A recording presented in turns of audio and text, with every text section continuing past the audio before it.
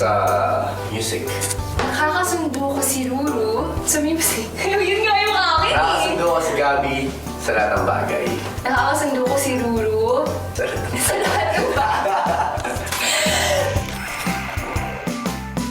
Nakakatawa si Gabi kapag hindi niya alam kung ano yung Tagalog ng salitang gusto niya sabihin.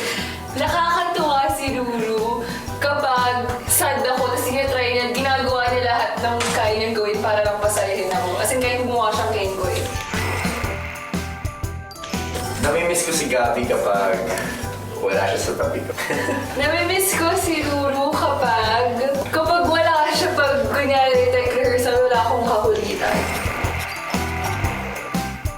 Napapangiti ako ni Gabi sa tuwing nakikita ko siya. Napapangiti ako ni Ruru kapag lagi niya ako inaalalayan.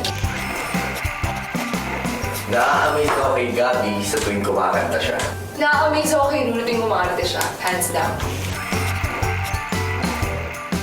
Ang gusto ko kay Gabi ay yung pagiging natural niya. Pagiging simple. Ang gusto ko kay Ruru is hindi ka niya papabayaan kahit ano pa yung problema mo. Favorite memory ko with Gabi? Actually, lahat naman. Every time na magkasama ko. Favorite memory ko with Ruru? Wala, lahat din. Lahat din. Masaya pagkasama. Hope you were entertained in that glimpse of the Gabi relationship. Keep visiting gmanetwork.com for more of the latest on Team Gabi. Kita-kits mga kapuso!